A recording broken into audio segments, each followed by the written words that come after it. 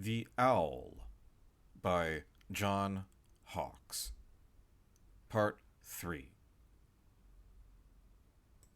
The Synod and the Sentence.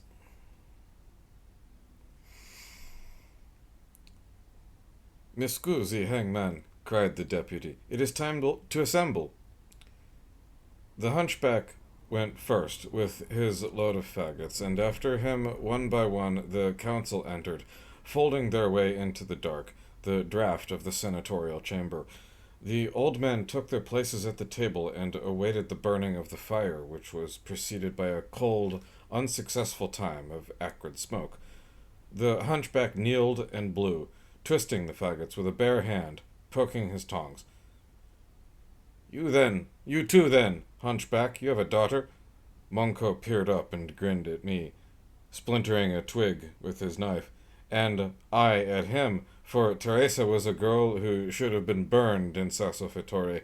He tore a bit of rotted cloth from his sleeve, and fit it to the sparks. Nothing burned so well for the fire-keeper as what he wore. But it was a slow fire, and there was whispering at the table. "A man with a daughter, your honor, grace to you for having none, cannot think of cutting wood," grinned he again, lifting his lamed back like a tortoise. There were 12 seated at the table, far apart and separated by such broad wood that now and then they put their bellies upon it, stretching the whispers. About their throats they had tied the traditional magisterial ruffs, collars like honeycombs of rag paper. The uncomfortable ruffs scratched as they talked, louder and louder with the hurry of the words. Each had a gavel fashioned of rolled calf skin. I took my place at the head, under the tester blazoned with the escutcheon of a burst fess, a black leathern tapestry from which the dust was never blown, reputed to have once been the skirt of a barbarian conqueror. To consider without going to field, this spirit of metal was vested with predaciousness in the hangman. "Grace to you, grace, grace," said each, as I sat with the first deputy, and the first deputy posted himself at the door, carrying athwart his broadsword. The fire sprang up, and the hunchback and my ward, Pucento, was weary and laughed the more. Both on their knees pushed and knocked the live coals across the flagging. "How does the prisoner sleep this first night? Is he cared for?" asked Signor Barabo. Before the question was done, Pucento shouted, "Hooks!" and put his forehead down to the stone like a frothing jester. The reeds from the fasces were still bound about his thighs and ankles, and some, catching a spark from the embers, smoked, shriveled to black char. The judgment supper was served, a formality that appeased the instincts of the council, food thought to bind the officials to the hangman and to perpetuate the feast of the law body which preceded Sassofeltore's original compulsory execution. Before each place was set a platter containing a fish, as long as a hand and thin, speckled green and served whole with the tail and head gray-black in color, bright and opal. I cut my portion with a 3-tined fork and a dull knife, but it was customary for the councilmen to take the fish, and its slight dressing of oil, up in their fingers. The river diet was never changed. Each day the hunchback wedged his sieve traps into the rocks of a vapid waterfall and awaited his catch, relishing most the moment when it was time to pile the fish together on a peeled stick, thrust the point through their blinking gills. The 13 waxen fish, lying straight on the porcelain platters, were devoured again. The councilmen once more broke the tough skin, and immobile, formidable under their broad brims, separated the white from the myriad hair-sharp bones. The fish was bitter. Its meat came apart with the elasticity of muscle instead of flakes. Occasionally there was a portion of small black roe. This was the cuisine of justice. By firelight, the minute fish and the pointed fins were illumined, sticky, each one silver and half-picked against the great black of the benches and under the grey hands of the councilmen. The fish was the fare of all the verdicts delivered, and with its complicity of bone and deathly metallic flesh, it had the character of a set jaw and seal ring. It was by the fish that the jurists earned their title mongers. The season of salting the furrows with the freshwater spawn was the season of many bells, when the mongers brooded upon those to die. A food of no sweetness, small pleasure, but the same distributed at the council of bishops and gaolers, the same that stuck painfully in the throat of the past. Senor Barabo ate his share quickly enough. He was heard to mutter "Bella, Bella" between mouthfuls, though the meal was declared a period for silence. He was tired of seeing each morning begin with the scrubbing of his daughters, was glad now his wife might put aside the wet bundle, her broom. Senor Baraba was volatile, and held the fish up by its tail, the shadows taking dark hold of the ragged cavalier cut to his uniform. I rapped my knife on the table, and passed it twice sharply in front of my face, blade toward the lips.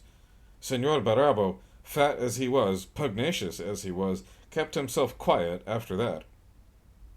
The 12 old men concentrated until the last of the fish was gone.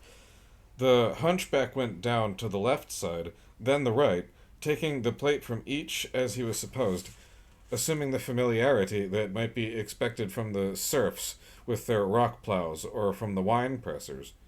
Tapped each councilman on the shoulder so that the citizen should be represented and their fraternal feelings, like the tipping of a hat or the offering of swine for mercy, should be expressed. But he did not touch the hangman. When he took my plate, setting down the tall stack of the rest, he pulled a crust from his pocket and rubbed it in the remnants of the fish oil, then ate the crust. The moon, appearing beyond the high windows crisscrossed with iron, the moon, having suffered in the heavens some voracious attack by night migratory flocks, its face having been picked by the wind, drifted low past us now in shreds of yellow against the darkness, and disseminated the cold of its center over the rooftops, the priory buildings of the fortress. Inside, the fire took some of the chill from the room, yet it was cold with the damp smell of their boots, beards, brown hands, and with the machinations within the councilmen's heads, each one thinking his own daughter the kindest of tongue, the best of proportion, and the keenest to do marital bidding. The old men were dressed alike, the men of Sassofatore, and the mongers with them, at a distance could not be told one from the other except by shape or peculiarity of walk, and these marks too were not obvious when they were gathered in crowds. The brown shirt and the wide-brimmed black hat covered all of them. There was hardly a variation, earthen cloth for the back and a headgear adopted from the primitive monastic order, whose members worked in strict obedience and were the first inhabitants of the province. So the shirts were still the brown color of the lay members' robes, and the black hats unmistakably derived from those creatures who chanted while fighting on the early slopes of Sassofatore, pair by pair beating each other with hard fists under the watch of superiors. These same fighters who, during the matin, scrubbed the garments of the sick and diseased on the rocks by the river where the councilmen's fish swam.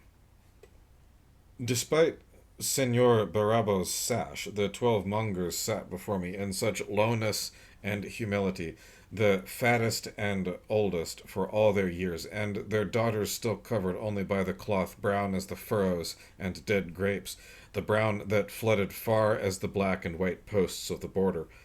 The hunchback's fire and the cold-smoked walls of the chamber allowed no other uniform for the tribunal. By common dress, the disparity of their height and features should be shown trivial, and in no way belying the meanness of men. The first man to rise, rip open his hempen shirt, and expose his breast was allowed to speak, the rest thereafter not needing to perform this ritual. That night it was Senor Barabo who could not tear at the buttons quickly enough, scratching the white skin in his haste. The others, who remained seated, buried his first words with the crash of their gavels. Antonina's father revealed greater and greater portions of his chest, appealing to that which he was not and could not hope to be. Hangman, Boia Savio.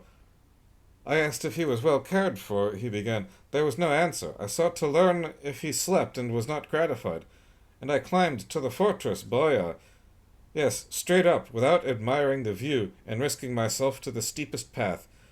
I called son-in-law, using that familiar term.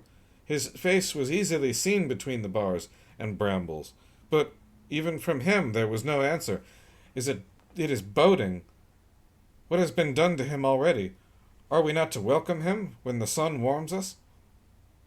Look at me, I show my chest and part of the belly also, and I ask, Boia Savio, what is to be done with him? Are the dead to be made jealous for naught?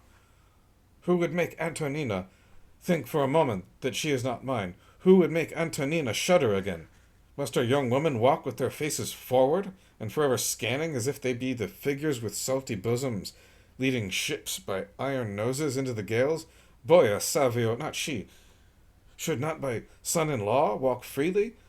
What have I but to take his fecundating germs like pieces of eight for my daughter, and to let him build some cradle, gentleman's cradle if he can, out of the deep?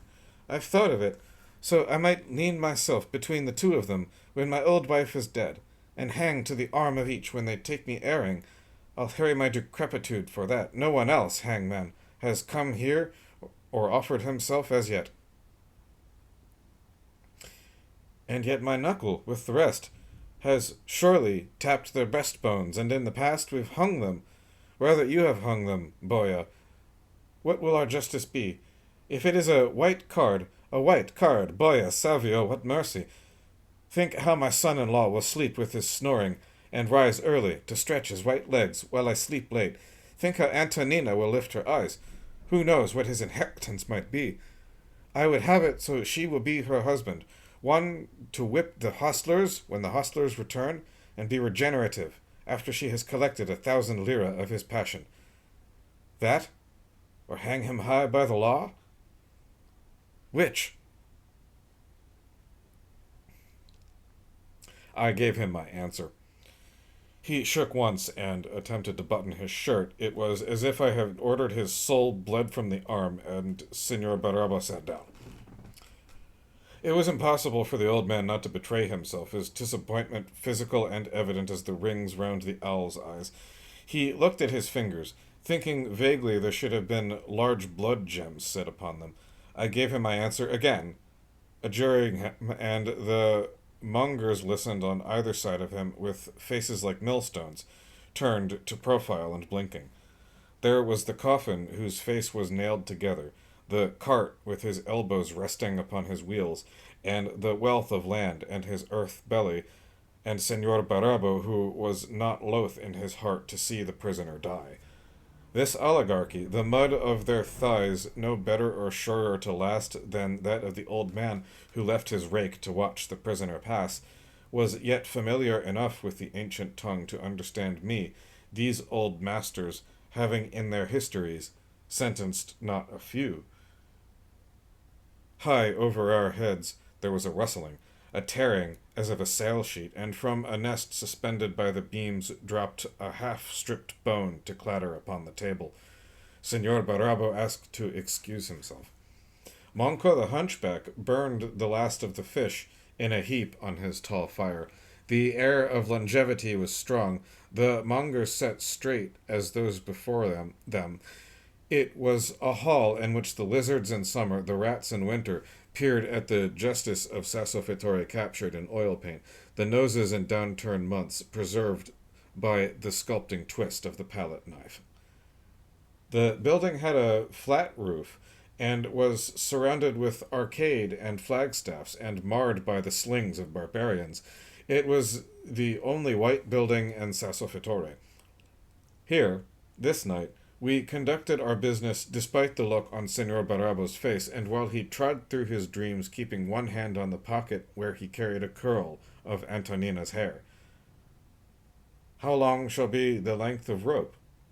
That was decided. And the braid of the rope, fine or coarse? That was decided. Was blood to be drawn first from the throat or not? That was decided. And who shall be witness? Also decided. At last, Senor Barabo began to wake, and to his brother's voices added his own yea or nay. Still he interrupted to murmur, "The respected bride, the respected bride," and sharpen his eyes as if to contemplate the beneficence of this title, yet envisaging a wedding summons of 4 quaint pages. The firelight seemed to come out of its hiding, their faces become white and more round. There was a cut to their lips and a leathern round to the knees beneath the table.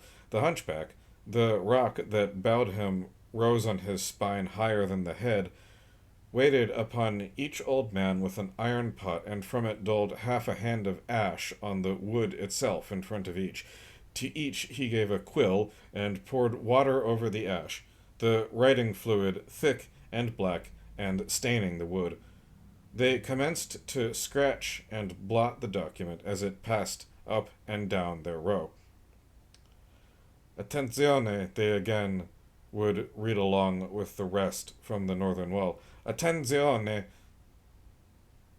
I could see the rain beating the shoulders of those who depended upon nothing so much as the formality, stringency, the trueness of ring, the evidence of the death decree. Attenzione! Always the decree contained the name of the condemned.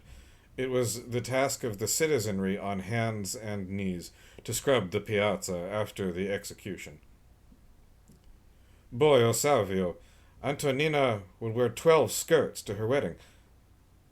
And he wrote his full, illegible name in the script that once flowered in this country. But Senor Barabo was also a cruel man, as his daughters told. My daughter, Altezza, grimaced the hunchback, would wear none. My face showed nothing. Like long-trained and impounded clerks, the old men dropped their quills and took up the gavels. Grace, grace to thee, Gufo. And they followed me into the night, leaving the faggot-gatherer to quiet his flames. The mongers huddled together and waited to see me depart before dispersing, before touching each other's shoulders silently and descending alone to their several rooms, knocking secretly on the thick doors in narrow streets. Think of them finding their way about among their personal belongings, correctly choosing the bed, the roughened walls, and those who have kept awake for them. How unsearchable is the law, whose sentence they subscribe to, and which leads each home and to a sleep that continues while the chimney cools. We left them, Puccianto and I, making a hard noise up the slope. We went the way from the senatorial chamber to the square of the tall lady, past the hangman's leaning house and stable, and up the highest rampart broad enough to permit a cart of 15 unfortunates to travel before dawn and with hands roped to the gallows. A few posts, like black briar, still remained driven into the rampart. From these, Puccianto hung out, peering, a bare-headed silhouette, toward the nightly star-spaced distance that drifted over the whole of the valley. Padrone, my ward pointed out and whispered, the prisoner. Up there was a window and 2 thick bars. A window secreted in the crevices of the fortress, an opening eaten through the stone so small as to hide the features of the prisoner and stop his cries from passing to the air. The portcullis was only an arm's length over the prefect's head. There he stood idly, a truncheon dangling from his wrist, and smoking a short butt of cigarette. Buonasera, he whispered, and made a gesture to straighten the two straps, snarled across his breast. A respite, Boya, he said softly, and took the fingers of his truncheon hand as if they were stiff and pained him. He had oiled the keys, and they glistened at his belt, those that opened the locks of coffins as well as the fortress door. He smoked, and the thin substance of his cheeks stretched over the bones to the mouth. He shifted, the rotted pumps on his feet scratching the ice and gravel, and he glanced between the teeth of the portcullis toward the clouds. Will it storm, hangman? Prefect, I will see my prisoner. Still, he put no life into his marionette arms and legs, thin akimbo creature resting, inclining, bedraggled in his official position. Then he began to study his keys as if he did not know them well. Sullenly he thrust them toward me. Can you choose, hangman? I chose the large, bull-headed key. Yet he did not move. To the west stretched the topography of our lowlands.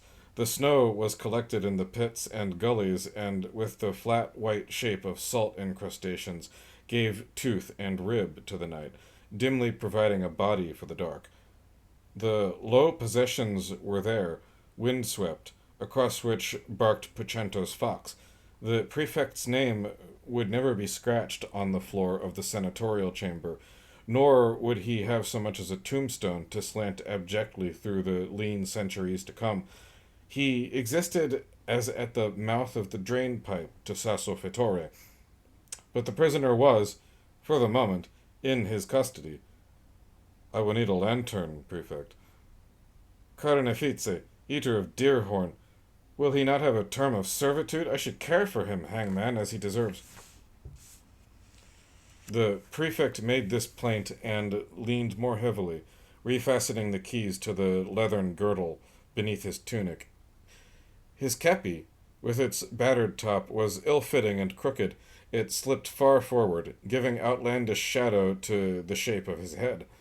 There was no sword in the scabbard, which he still dutifully wore, where most men in Sasso Fittore would carry a good hip. If he has not escaped, Prefetto, I will look at him. The bolts fell. Pucento began a soft, excited keening as we entered, and, before we reached the dungeon, was calling ahead, Prigioniero! Prigioniero! The prefect faltered with the lantern. I walked slowly, my footsteps paced, but Pucento ran suddenly, flung his body against the bars of the cell, and shouted loud as he could, If we free you, Mastro! Will you not ask for the hand of little Ginevra? And Pucento panted. The straw on his wrists and ankles rushed against the wooden bars. Look now, hangman, the prefect swung the light at arm's length, and decide, per favore, to leave him with me. For now, the prefect was the proprietor, knowing only too well of the young girls who were ready to bribe unmercifully for a sight of his charge. Malignant, with a show of pride, he turned the best possible light upon the prisoner. The floor was dirt. Through the high window I saw a cold star, then a few flecks of snow. The cell was short, the eastern wall a ledge, stony and downsloping, upon which the prisoner was to sleep. A large wooden spoon and fork lay there, and black thistles shedding pollen dust. At first the prisoner tried to protect his eyes from the lantern glare, then slowly he got to his feet. Mio prigioniero, I addressed him simply, and said no more. He looked at me, and the prefect also, with Pucento, looked at me. In the recessed eyes was a worn pleasure, and in this fortress cell, expectancy. Here the prisoner was detained in Sasso Fittore's highest stronghold, a man with 2 hands, feet, and all the past we can remember, our captured image, a foreigner. He blinked less in the rusty light. Della Ginevra, muttered Pucento, kneeling. peering first at the prisoner, then at myself. "Shall we take off his coat, hangman, so that you can see him better?" Every now and then the prefect shook the lantern as if to shake it into other focus. Nothing was the prisoner's but what was about him, little remaining, yet all, the hair on his head, the gray of the skin around his mouth, the coat. "No, prefect, but unlock the cell." "Donna. He is used to no one except me." Puccento's round head, the round head of the prefect, the lantern's head were at my back in the doorway, and I faced him with nothing between us but the air, which we did not turn to intelligible sound. He wore a gray trench coat that buried his legs. He was hatless, and on his face was an expression of wistfulness. His collar was damp, as if he had been breathing quickly all his life. On the collar, silver insignia of a skull and crossed bones. The features, the teeth pressing against the lips, the eyes which had failed in his calculations, now lay pale and aged with pupils in semifocus. And yet, all about him was the smell of earth, as if earth had been packed into his helmet, ferns packed in his sleeve, and the buttons, catches, and chevrons had rusted away. I took his 2 arms and lifted. They remained outstretched, and I took hold of his lapels and pulled. I put my hands on his ribs and felt with care high as his armpits, slowly, and he remained standing despite evidences of the prefect's hooks. There was a lump on one rib, as if it had mended of its own strength. He endured this inspection, and the while his attention, his form of halted intelligence, was upon me, as if to find some information for his own welfare in a gesture of mine. I was that close to him, and did not intend to be so near him again until the Pentecost was past. Still, there was not a word from him, only the accumulation of strangeness, the signs that he would never be at home in the cell before we removed him, never again quite locate himself. He who had lost his battalion of all things familiar and banal, his comrades. I suddenly found that it was with curiosity I searched him. Under the coat, hanging from one shoulder, I discovered the black-grained map case, much out of shape since he had slept on it, and across the front of the case were loops containing 2 thick writing instruments and a steel calipers. This I took and opened. The thin sheaf of maps was tied inside, a packet on thin paper and wrinkled with constant exposure to water. They were of our province, the details, landmarks of Sassofeltrio recorded precisely, the perimeter clearly indicated, the place of the charred foot soldiers, the forest, and there was the fortress. I looked closely, then handed the case to the prefect. There was nothing else, only that he had known his way to us by these directions, the work of an old and shrewd cartographer. The cell was narrow, the ceiling low, and the earthen floor was covered with the many sharp prints of boots, wide and thin, pointed or blunt.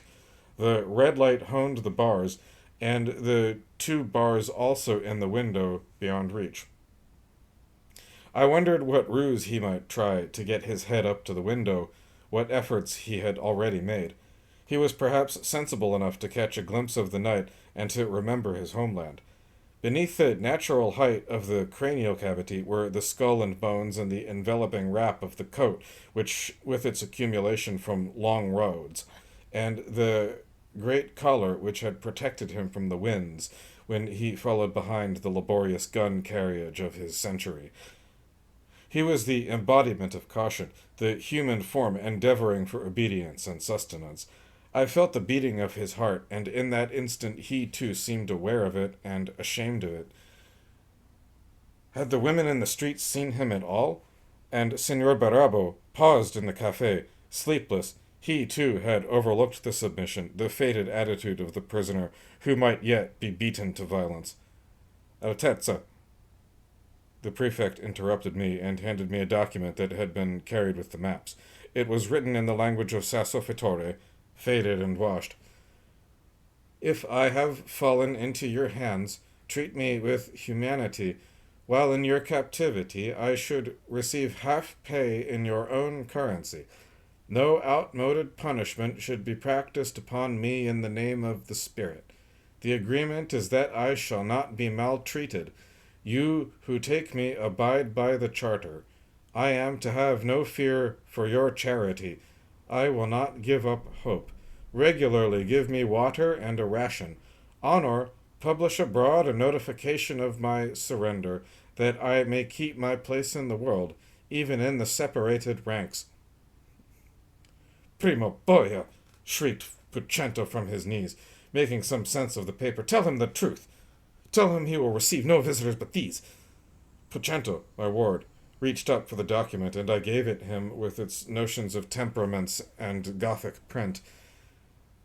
I stepped back suddenly from the prisoner and saw him sacrificing his last days to conversations with insects, growing a beard and fasting without recognizing hunger. He would study his fingers closely. The expression of consequence would pass from his face until he was carried to the piazza of the Tall Lady. I saw a curious crudeness around his mouth. I looked at him, at the shape of his jaw, his height, standing with all the turmoil of his senses guarded, his knowledge serrated, and the skull and crossed bones were his last insignia. I stepped away from him. That one human might inspect another, I peered at him and was aware of the declarations and betrothals within him. But as he raised and bent his arms, I saw only the white tips of his elbows protruding from the sleeves in the coat. Senor Barabo's son-in-law, he was ragged. I would not remember him for long, nor certainly would Antonina. I would not see him in such calm again. And then I shouted at him, "What is your name? Immediatamente, your name!" He did not answer, and we left him in the darkness. Pucento and I wound our way bottomward, both of us silhouetted at the rim of the cliff and against Sassofeltore, its obstructing roofs and chimneys through which no one dared to call the watch of the night. The last lock closed behind us. It was late. The doors appearing in the darkness were not plumb. The nosegays of the welcoming crowd had been swept from the streets, and they were deserted. The immense king's evil of history lay over the territory, and it waked me, as in the dawn, to breathe deeply, and I raised my hands at each doorway, putting the seal upon them. Pucento careened ahead of me. Had it not been for the curfew, we would have been approached by those out of the dark begging their fortune, but the noose of the night was drawn. At my doorway, however, once we had passed under the arch and by the stilled Tuscan fountain, there was a disturbance, a fluttering and tangling with the bell chain, so loud that the old beast stamped in his stable.